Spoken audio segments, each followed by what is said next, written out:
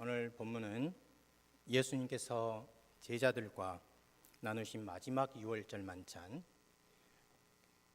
그 만찬의 마지막 장면입니다. 기도입니다. 혼자 하신 것이 아니고 제자들이 다 들을 수 있도록 하신 기도입니다. 이렇게 하심으로써 마치 제자들을 하늘로 들어 올려서 아버지 하나님과 아들 하나님 사이에 있는 장엄한 의논 속에 참여하게 하시는 듯한 그런 장면입니다. 오늘 우리 몇 절 읽지 않았지만 몇 절 읽지 않은 독자들도 삼위일체 하나님의 영광스러운 교제 속에 들어온 그런 느낌을 받습니다. 1절부터 5절뿐만 아니라 요한복음 17장, 요한복음 어디를 펴든지 요한이 신학적이고 영적인 복음서를 쓰고 있다는 말에 우리는 어렵지 않게 동의할 수 있습니다. 그러나 오늘 본문은 역사를 말하고 있습니다. 본문 1절에 아버지여 때가 이르렀습니다. 시간이 왔습니다. 이렇게 말하고 있습니다. 아들이 영광스러워지는 그때, 하나님께서 아들을 통해 높아지실 그 시간, 영혼을 뚫고 도착한 그 시점, 보이지 않는 세계의 비밀이 드러날 바로 그때가 이르렀다 말하고 있습니다.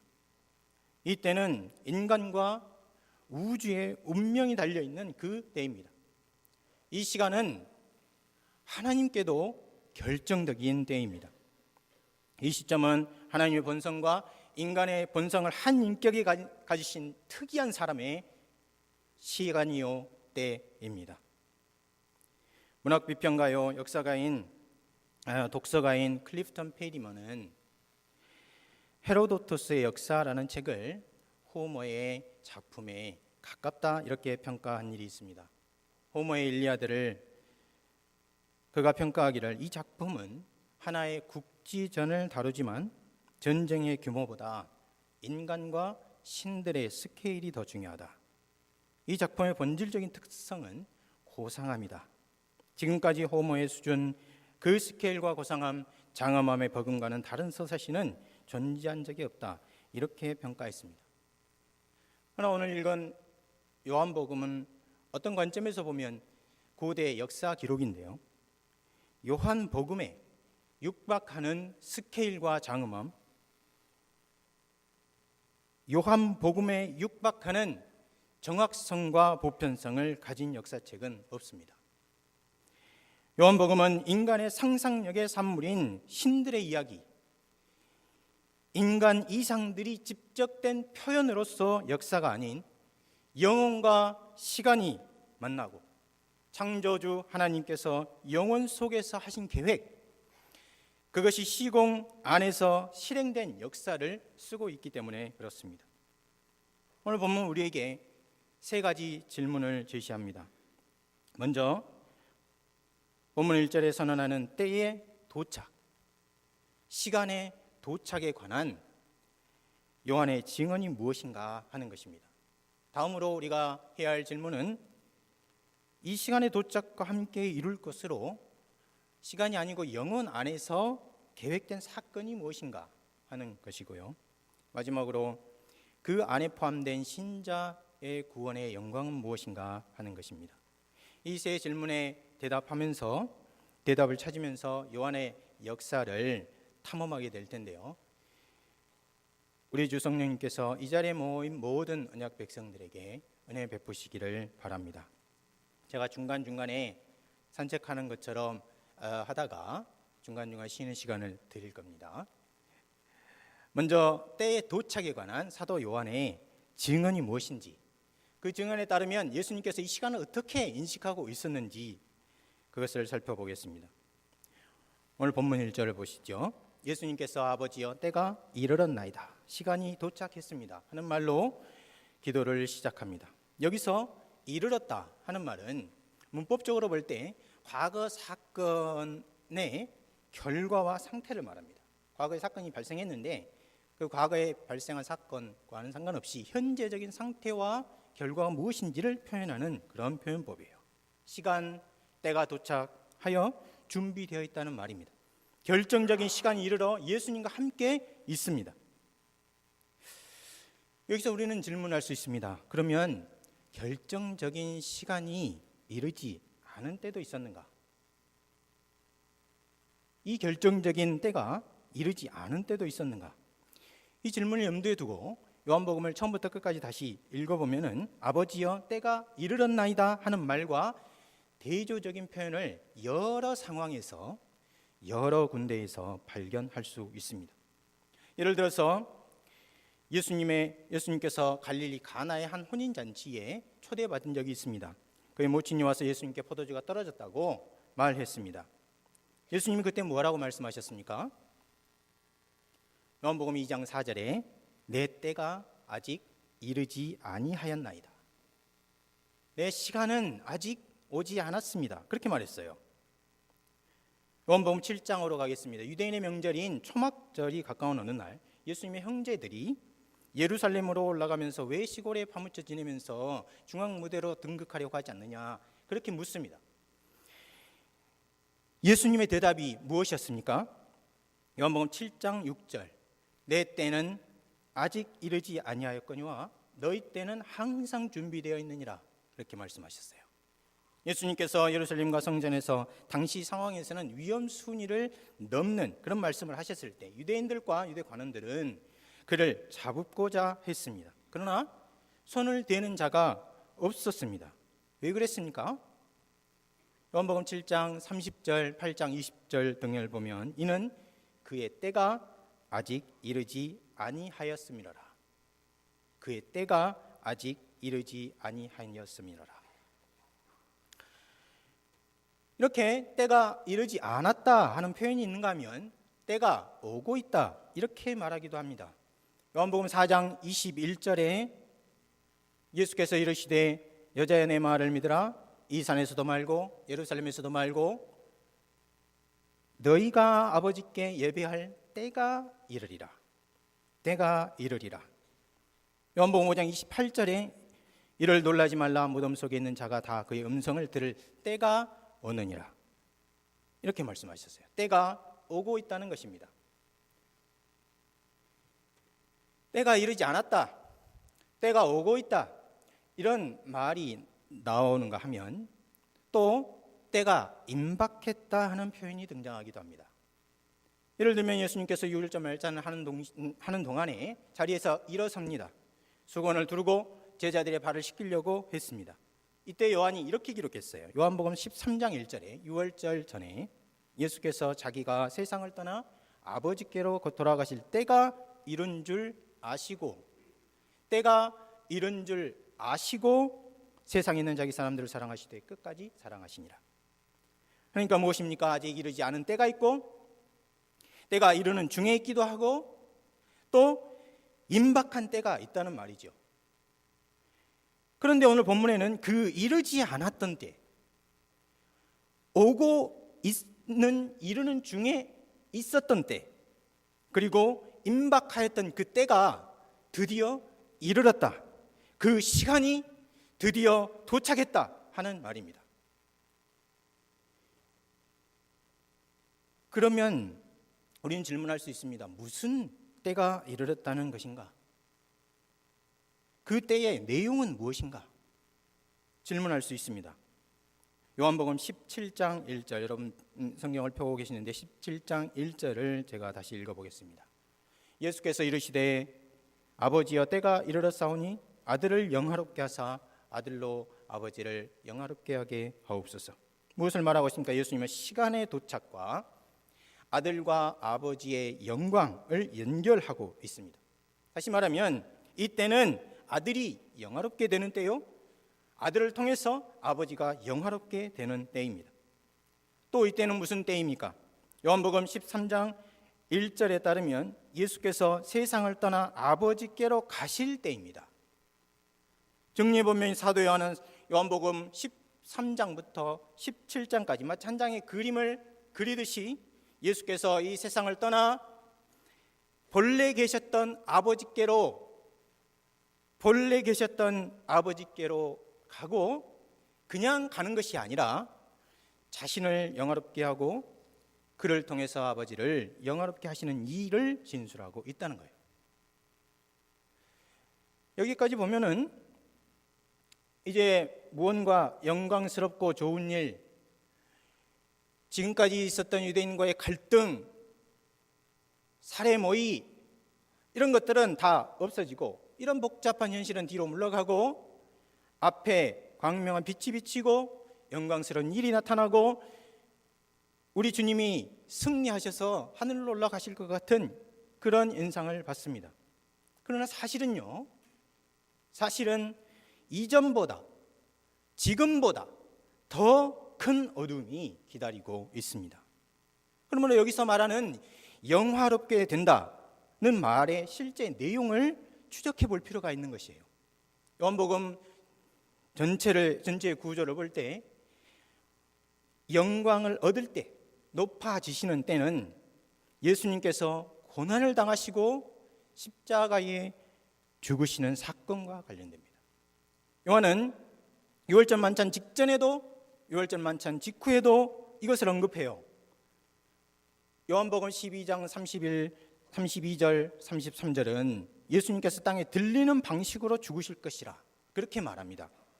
그리고 오늘 본문 때가 이르렀다는 말이 나오고 요한복음 18장부터 19장은 예수님께서 체포되어 신문 받으시고 그리고 십자가에서 죽음을 맞는 그런 내용이 나오고 있어요. 그러므로 영화롭게 된다는 말은 첫 인상과 매우 다른 현실을 가리킨다 볼 수 있습니다. 영화롭게 된다는 말은 그 일반적인 의미가 아니고 무언가 인간적인 눈으로 볼 때도 신적인 눈으로 볼 때도 역설적인 현실을 담고 있는 표현이라 그렇게 볼 수 있는 것이에요. 우리는 여기서 다시 궁금한 점이 생깁니다. 그러면 분명히 이 때의 내용은 영광스러운 것임에도 불구하고 그 뒤에 더 거대한 어둠과 죽음과 십자가가 기다리고 있다는 것을 아는데 예수님께서는 과연 언제부터 이때 곧 자신의 죽음의 때를 의식하고 있었을까 하는 것입니다. 만일 예수님께서 가나의 혼인잔치에서 내 때가 이르지 않았습니다 하고 말씀하신 시점이 공생의 초기라면 예수님은 공생의 초기부터, 그러니까 예수님 메시아 사역을 시작하실 때부터 이 때를 의식하고 있었다 추측할 수 있습니다. 여러분 한번 생각해 보십시오. 자기가 그렇게 준비하였던 영원으로부터 와서 역사 안에서 30년을 사시며 준비하셨던 그 일을 시작하는 순간부터 그 뒤에 있는 어둠과 죽음을 생각하고 일을 시작한다는 거예요. 그런데 예수님의 이 시간 인식은 이보다 훨씬 깊습니다. 훨씬 무거워요.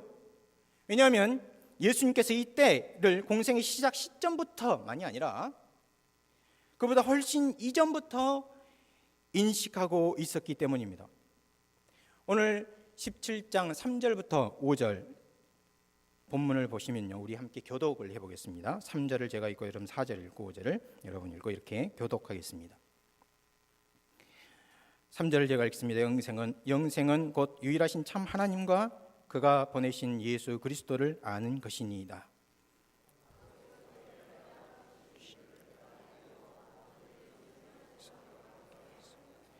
아버지여, 창세 전에 내가 아버지와 함께 가졌던 영화로서 지금도 아버지와 함께 나를 영화롭게 하옵소서.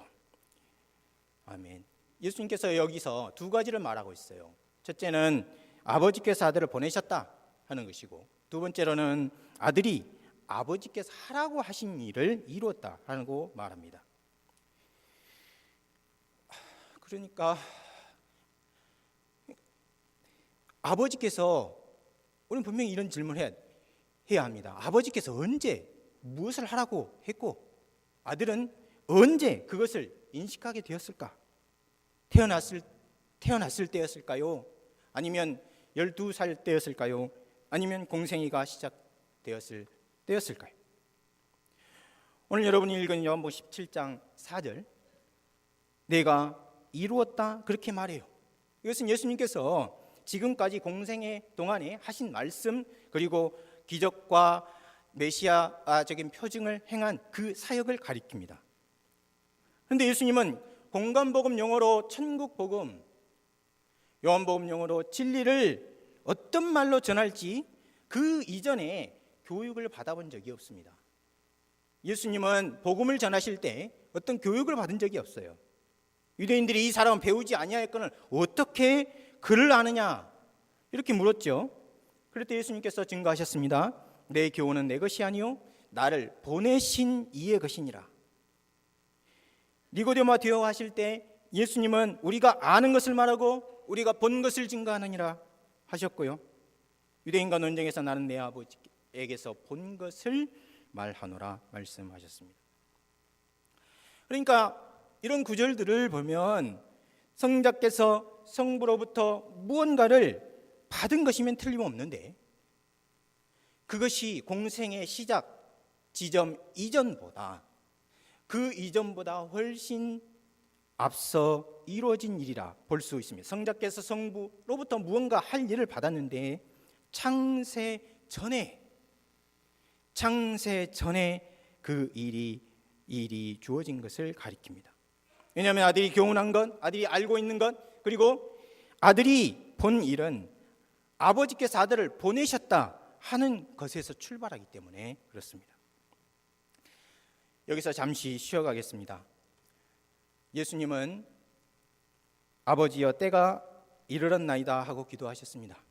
이때는 인자시요 하나님의 아들이시요 메시아이신 예수님이 그분의 십자가 고난과 죽음, 부활 사건이 있을 때를 가리켜 한 말입니다. 예수님의 십자가에 대한 인식은 그의 공생의 뿐만 아니라 그 공생의 시점뿐만 아니라 그분이 이 땅에 오시기 훨씬 이전으로 거슬러 올라갑니다. 그 훨씬 이전에 홀로 삼위일체 하나님만 계실 때 아버지와 아들 사이에 그들의 사역에 관한 의논이 있었고 아버지는 그에게 임무를 맡기고 아들은 그것을 받아 아버지께서 아들을 보내셨다 하는 것입니다. 그리고 아들은 그 임무를 받아 오셔서 역사 속에서 그 일을 행하셨다. 그것을 말하고 있습니다. 그런데 그 일이 그때의 내용이 그때에 이루어야 할 일이 십자가의 고난이고 십자가의 구속 사역이었다 하는 것입니다. 그러면 우리는 다시 질문할 수 있습니다. 예수님은 이 때를 과연 어떻게 맞이했을까? 때가 도착했을 때 삼위일체 하나님의 계획과 시선, 타락한 인간을 구원하시려는 그분의 열심이 집중되는 그 시점이 이뤘을 때 예수님은 어떻게 반응하셨을까? 요한복음 12장을 보겠습니다. 요한복음 12장입니다. 이때를 맞이하면서 예수님은 하나의 장엄한 선포를 하시고 동시에 기도하셨습니다. 12장 23절을 보시면요, 12장 23절 우리가 다 같이 읽어보겠습니다. 시작. 예수께서 인자가 영광을 얻을 때가 왔도다 그렇게 말했어요. 그리고 예수님께서는 아버지여 나를 구원하여 이때를 면하게 하여 주옵소서 하고 기도했습니다. 27절과 28절입니다. 우리는 여기서 특별히 27절과 28절을 주목할 필요가 있습니다. 27절, 28절을 같이 또 읽어보겠습니다. 시작. 지금 내 마음이 괴로우니 무슨 말을 하리요? 아버지여 나를 구원하여 이때를 면하게 하여 주소서. 그러나 내가 이를 위하여 이때에 왔나이다. 아버지여 아버지의 이름을 영광스럽게 하옵소서. 이 장면을 많은 사람들, 여러분도 그러겠지만은 공간복음에 있는 겟세마네 기도를 떠올리고 또 비교하곤 합니다. 그런데 이것은 분명 겟세마네 기도보다 이전 사건이에요. 언제입니까? 그것은 헬라인들이 예수님을 찾아온 때입니다. 헬라인들은 빌립에게 빌립은 안드레에게, 안드레와 빌립은 다시 예수님에게 헬라인들의 뜻을 전했습니다. 헬라인들의 사절들이 예수님을 만나고자 한 이유, 빌립과 안드레가 전달한 구체적인 내용, 예수님 하신 대답도 요한은 말하지 않아요. 예수님은 다만 12장 23절 24절 인자가 영광을 얻을 때가 왔도다. 내가 진실로 진실로 너희에게 이르노니 한 알의 밀이 땅에 떨어져 죽지 아니하면 한 알 그대로 있고 죽으면 많은 열매를 맺느니라. 그 말씀하셨어요. 한 알의 밀알이 땅에 떨어져 죽는 것, 자신의 죽음을 내다보고 암시하는 말입니다. 그리고 나서 곧 예수님의 마음은 괴로움과 깊은 번민으로 가득 찼습니다. 27절과 28절, 지금 내 마음이 괴로우니 무슨 말을 할까? 그러니까 여기에 두 가지가 동시에 공존하는 것이죠. 하나는 한편으로는 인자가 영광을 받으시는 것, 그를 통해서 하나님이 영광을 받으시는 것이 하나이고, 다른 한편으로는 인자가 땅에 떨어져 죽는 한 알의 밀알처럼 되는 것, 땅에서 높여져서 땅에서 들리는 방식으로 죽는 것, 그리고 그 이후에 세상의 임금과 사단이 쫓겨나는 것, 이것이 다른 하나입니다. 이 둘이 예수님이 때가 이르렀다, 아버지여 때가 이르렀나이다 한 그때와 관련이 있는 것입니다. 예수님의 의식 속에는 지금 영원을 뚫고 오고 있는 시간이 그 목표점에 보이기 시작한 것입니다. 그러면서 동시에 유대인과 헬라인, 전 인류 가운데 자기 백성들이 자신에게 나오는 그 모습이 시야에 들어오고 있는 것입니다. 영원에서 시공 속으로 한 때가 이르고 온 인류 중에서 자기 백성들이 나아가고 있는 그 두 가지 일이 딱 만나는 그 지점에 예수님의 인격이 있고 십자가 사건이 있다, 그렇게 볼 수 있는 것이죠. 예수님은 이때 이 일을 위해 자신이 이 땅에 왔다는 것을 압니다. 그러나 진실로 너희에게 이르노니 하시면서 자신의 죽음의 절대적인 필요성을 언급하셨을 때는 그 죽음의 무게에 압도되지 않을 수 없었습니다. 여기서 우리는 다시 잠시 멈추겠습니다. 그리고 예수님의 영혼을 흔든 심한 번민과 두려움, 공포를 잠시 생각해 보겠습니다. 주님이 이와 같이 죽음을 무서워하고 영혼에 극심한 스트레스를 받으며 두려워한 것을 조롱하는 사람들이 있습니다. 순교자들은 그들의 신앙을 위해서 죽음을 두려워하지 않고, 기독교 밖에서도 유대인들은 율법과 안식일을 위해서 자기 목을 내놓고, 또 그리스도 철학자 중 한 사람은 자신의 신념과 자신의 이상을 위해서 기꺼이 죽음을 받아들이는데, 우리 예수님은 죽음 앞에서 주춤한다 하는 것이죠. 그래서 그들은 예수님을 비웃습니다. 그러나 과연 이 생각이 정당한지 한번 평가해 보아야 합니다. 다시 요한복음 12장을 봅니다. 27절에 주님께서 내 영혼이 괴로워 무엇이라 할 말을 찾지 못할 그때에 대한 기록이 나옵니다. 여기서 때, 시간이란 말을 인간의 말로 표현하고 있는데요, 이것은 하나님의 세계에도 단 한 번뿐인 매우 특별하고 결정적인 때예요. 하나님의 세계에도 다시 반복이 없는 특별하고 결정적인 때가 이르렀다는 것입니다. 이때는 6월절이었고요, 이때는 헬라 사절들이 예수님을 만나고 싶어 했던 그때입니다. 유대인과 헬라인들이 함께 그에게 나오는 상황에서 그의 영혼에 하늘의 미랄의 죽음이 모습을 드러내고 있습니다. 그리고 요한복음 12장 32절에 내가 땅에서 들리면 모든 사람을 내게로 이끌겠노라 했습니다. 온 인류 중에 자신의 택자들을 모두 모으기 위한 일, 그 일을 완성하기 위해 영원부터 기다려온 그때 이루어질 십자가 구속 사역이, 그가 담당해야 될 독특한 죽음이 자신의 구체적인 모습을 드러내고 있는 것입니다. 성큼 다가오는 것이에요.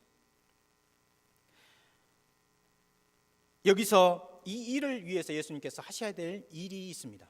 그건 두 가지입니다. 하나는 죄로 인한 하나님의 진노와 저주를 진정시키는 일입니다.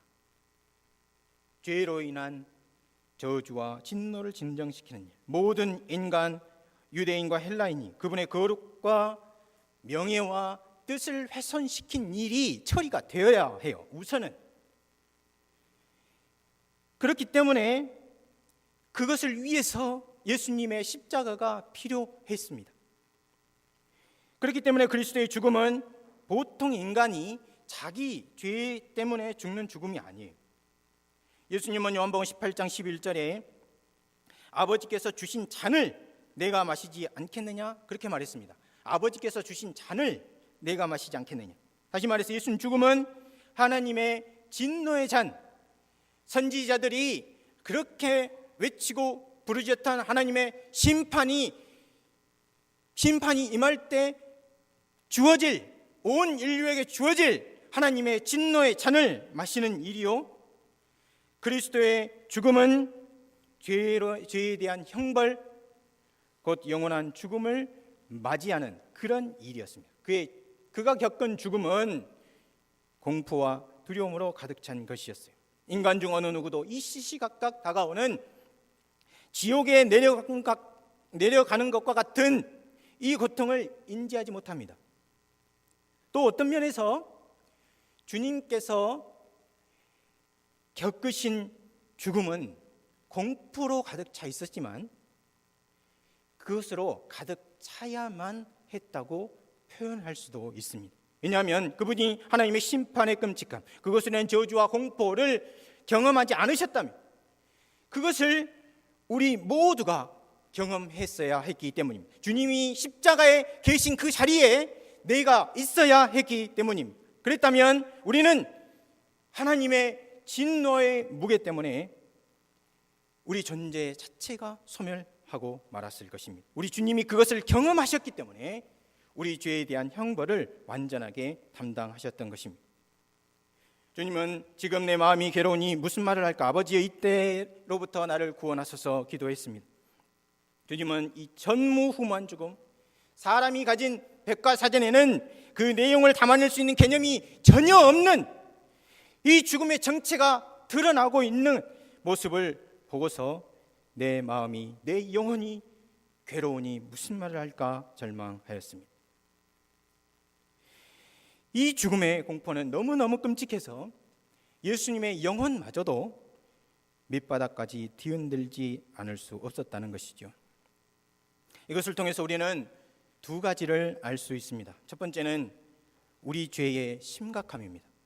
인간은 죄가 무엇인지도 잘 모를 뿐 아니라 그 죄가 얼마나 심각한지, 얼마나 큰지 잘 짐작하지 못합니다. 죄의 심각성은 이 세상의 어떤 자로도 잴 수 없고 어떤 저울로도 달 수 없습니다. 그것은 하나님의 아들이 십자가 형벌을 받아야 했던 크기이기 때문에 그래요. 죄의 심각성은 그리스도께서 십자가의 저주를 견뎌내야 했던 무게이기 때문에 그렇습니다. 우리는 죄의 심각성이 어떤 것인지 짐작하지 못합니다. 두 번째는 죄와 하나님의 심판에 대한 우리의 무감각입니다. 주님께서 내 영혼이 괴로워 무슨 말을 해야 할까 절망하셨는데 인간의 감각으로는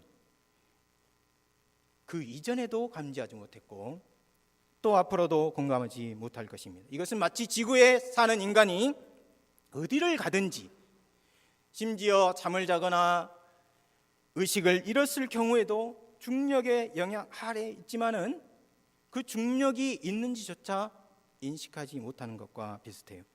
우리 죄는 우리 존재 속에 태어날 때부터 너무너무 깊이 들어와 있기 때문에 그것을 감각조차 하지 못합니다. 그렇기 때문에 죄로 인한 형벌, 죄 때문에 겪게 될 번민, 그 강도, 그것을 잴 수 있는 온도계는 참 하나님이시요 참 인간이신 우리 주님의 인격밖에 없는 것이에요. 그 번민의 강도를, 그 하중을 견뎌낼 수 있는 것은 우리 주님의 십자가밖에 없는 것입니다. 우리 주님이 우리 모두를 위해서 이와 같은 십자가 고난을 당하셨는데 그것이 때의 내용입니다. 아버지여, 때가 이르렀나이다.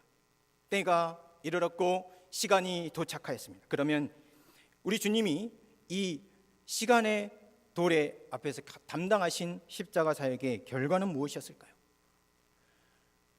오늘 그것을 사도 요한은 두 가지로 말합니다. 하나는 하나님을 영화롭게 하는 것, 두 번째는 그리스도께 속한 사람들이 하나님의 영광과 사랑에 참여하게 되는 것이다. 그렇게 말합니다.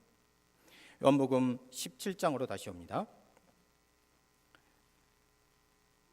요한복음 17장 예수님의 십자가 사역의 결과를 말하고 있습니다. 첫 번째, 예수님은 영혼을 뚫고 이른 때, 그때에 자신이 역사 안에서 이룰 십자가 사역이 아버지와 아들을 영화롭게 한다. 그렇게 말합니다. 1절에 아버지여, 때가 이르렀사오니 아들을 영화롭게 하사 아들로 아버지를 영화롭게 하옵소서. 5절에 장세 전에 아버지와 함께 가졌던 영광으로 아버지와 나를 영광스럽게 하옵소서. 그렇게 말합니다.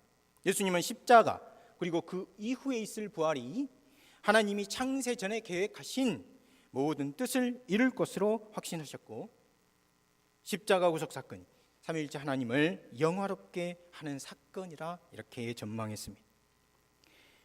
그런데 여기서 그치는 것이 아닙니다. 두 번째로 이 사건의 특징은 이 구속 사역의 대상을, 그러니까 하나님 택한 백성들, 그리스도를 믿는 모든 사람들, 신분과 귀천의 남녀와 노유에 상관없이 예수 그리스도를 십자가에서 죽으신 분이시고 그가 나를 위해 대신 죽으셨다 믿는 사람들, 그 사람들을 하나님의 영광과 사랑에 동참하는 대상으로 삼으셨다. 그것을 말해주고 있습니다. 요한복음 17장 22절부터 26절까지 제가 설명을 하면서 잠깐 읽을 텐데요. 여러분들이 함께 동참해 주시기 바랍니다. 주님께서 자신이 세상에 있기 전부터 계획하신 때, 그 시간이 도래했을 때 십자가 죽음과 부활로 이루신 일이 무엇인가? 하나님의 백성에게 주신 특권이 무엇인가? 첫째는 하나됨입니다. 22절과 23절을 보시면 내게 주신 영광을 내가 그들에게 주었사오니 이는 우리가 하나 된 것 같이 그들도 하나가 되게 함이니이다. 곧 내가 그들 안에 있고 아버지께서 내 안에 계시어 그들로 온전함을 이루어 하나가 되게 하려 함이니이다. 주님은 그들 안에 계셔서 하나를 이루겠다. 하나님과 아들의 하나됨의 신비만큼 온전한 하나됨으로 이루겠다. 그렇게 말씀하셔요. 첫 번째는 하나됨입니다. 두 번째는 비전입니다. 24절을 보시겠어요? 아버지여, 내게 주신 자도 나 있는 곳에 나와 함께 있어 아버지께서 창세 전부터 나를 사랑하심으로 내게 주신 나의 영광을 그들로 어떻게 하시기를 원하옵나이다. 그럽니까? 보게 하시기를, 그 영광을 보게 하시기를, 창세 전에 하나님께서 아들에게 주신 영광을 보게 하시겠다. 그렇게 말하는 거예요. 하나됨과 비전, 그것을 특권으로 주시겠다 하십니다. 세 번째는 하나님의 사랑입니다. 26절을 보겠습니다. 함께 읽어보겠습니다. 26절이요. 17장 26절 시작. 내가 아버지 이름을 그들에게 알게 하였고 또 알게 하리니 이는 나를 사랑하신 사랑이 그들 안에 있고 나도 그들 안에 있게 하려 함이니이다. 하나님의 사랑이 그들 안에 있게 하시겠다. 하나님이 사랑하시겠다는 것만이 아니에요. 그보다 훨씬 강한 표현이에요. 하나님이 인간과 피조물을 얼마나 사랑하십니까? 그런데 그 수준이 아니고 여기 뭐라고 말합니까? 나를 사랑하신, 아버지께서 나를 사랑하신 사랑이 그들 안에 있게 하겠다. 성부 하나님께서 창세 전에 성자 하나님을 사랑하신 그 사랑, 삼위일체 하나님만이 가지시는 그 사랑, 그 사랑이 신자 안에 있게 하시겠다. 그렇게 말하는 것이. 말씀을 맺겠습니다. 예수님이 이 땅에 오신 것, 곧 보이지 않는 하나님의 아들 성자께서 역사 속으로 들어오신 이 사건은 인간의 죄 때문에 발생한 사고 수습용 조치가 아니었습니다. 예수님이 이 땅에 오신 것은 창세 전에 삼위일체 내성과 성자와 성령 사이에 어떤 의논이 있었는데 그 의논에 근거하고 있어요. 세상이 존재하기도 전에 자기 형상으로 지을 인간이 단 한 사람도 없는 그때 그 인간이 어떤 행동을 하기도 전에 우리가 하나님의 이름을 부르기도 전에 하나님은 우리를 구속하여 창세 전에 아버지와 아들이 동등한 지위에서 누리던 그 영광에 참여하게 하시겠다. 그런 계획을 세우셨다는 거예요. 우리가 그리스도의 이름을 알기도 전에 우리 주님은 우리를 위한 십자가 형벌을, 십자가 대속 사역을 하실 생각부터 하셨다. 하나님께서 그 일을 계획하시며 아버지가 아들을 사랑하고 아들이 아버지를 사랑하는 그 사랑을 내 기어이 역사 안에 내 백성으로 태어나는 모든 사람에게 주고야 말겠다. 그것을 계획하신 거예요. 그리고 역사의 한 시점이 이르렀을 때 아버지 하나님, 아들 하나님, 성령 하나님은 그 일을 이루셨어요. 로마서 5장 8절 이렇게 말하지요. 우리가 아직 죄인 되었을 때 그리스도께서 우리를 위하여 죽으심으로 하나님께서 우리에게 대한 자기 사랑을 어떻게 하셨다고요? 확증하셨다. 5장 5절에 이렇게 말하지요. 소망이 부끄럽게 아니함은 우리에게 주신 성령으로 말미암아 하나님의 사랑이 어떻게 됐다고요? 우리 마음에 부은 바 되었느니라. 바로 이 하나님이, 이 삼위일체 하나님이 오늘 여기 우리가 모여서 예배드리는 하나님이에요. 여러분은 참 하나님이 인간 역사에서 행하신 이 장엄한 역사에 참여하고 있습니까?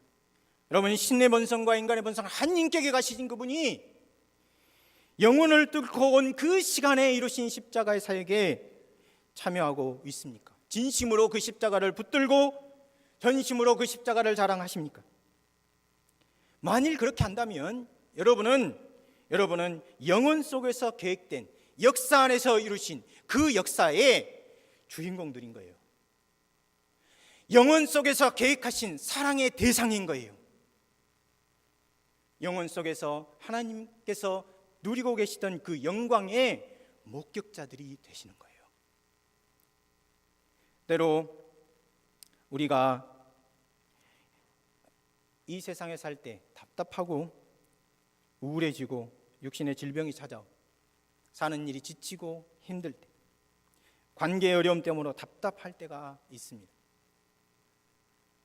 그럴 때 하나님이 진짜 날 사랑하실까? 때로는 죄에 계속해서 반복됩니다. 내가 싸워도 이길 수 없는 죄에 또 빠질 때, 그때 하나님이 정말 나를 구원하셨을까? 하나님이 정말 나를 생각하고 있기나 하는 것일까? 그렇게 느낄 때도 있고, 어떨 때는 하나님이 버리셨다, 나를 생각하지 않으신다, 나와 동행하지 않으신다, 그렇게 온몸으로 내 논리적으로 이렇게 설명은 안 되지만 그렇게 느낄 때가 있습니다. 진짜로 그런가요? 하나님이 그럴 리가 있습니까? 우리 하나님은요,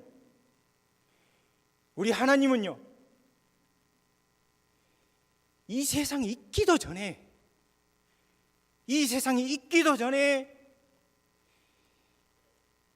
자신과 자신의 백성들이 얼마만큼 큰 교제와 사랑 가운데 그 영광을 누릴까, 그것부터 계획하신 분이에요. 우리 하나님은 우리를 위해서 영원 전의 십자가를 계획하시고, 우리 주님은 역사 안에서 그 영원의 계획을 실현하신 분이에요. 그런 하나님이 나를 내 인생을, 우리 교회를, 우리 자녀를 손에서 놓을 수 있는가? 없습니다. 그럴 리가 없어요. 그럴 리가 진짜 없습니다.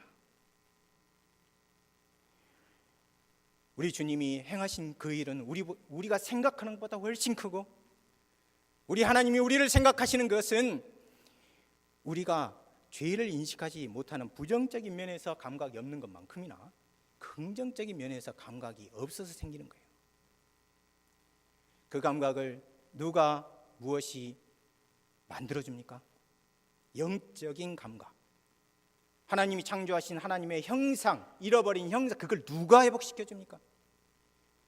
여러분이 손에 들고 매일같이 읽으시는 성경이 그 감각을 만들어주는 것이에요. 이것을 기억하시고 한 주간 하나님 안에서, 우리 주님의 십자가 안에서 굳게 생활하시기 바랍니다. 우리 주님의 십자가를 굳게 붙드시고 하나님을 굳게 의지하시기 바랍니다. 하나님께서 함께 하시고 여러분 모두에게 은혜를 베푸실 것입니다. 함께 기도하겠습니다. 살아계신 하나님 아버지, 우리 주님의 십자가를, 우리 주님이 십자가에서 행하신 일을 오늘 주님의 말씀을 통해 우리 눈앞에 그려주시고 현재화시켜 주시고 우리 인생에 알게 하여 주신 것을 감사합니다. 한 주간 살아가는 모든 일정에 주님께서 동행하시고 우리를 사랑하신 주님의 손을 붙잡고 주님을 의지하며 살아가게 하옵소서. 우리 구주 예수 그리스도의 이름으로 기도합니다. 아멘.